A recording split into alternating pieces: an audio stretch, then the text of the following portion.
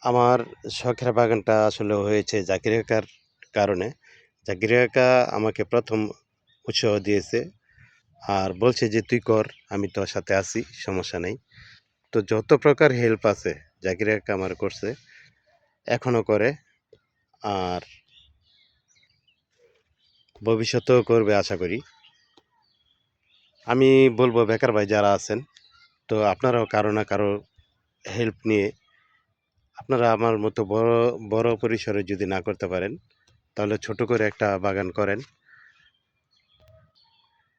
যেন আপনাদের বেকারত্ব দূর হয়ে যায়। আর বেকার মানুষ কিন্তু মানুষই দেখতে পারে না।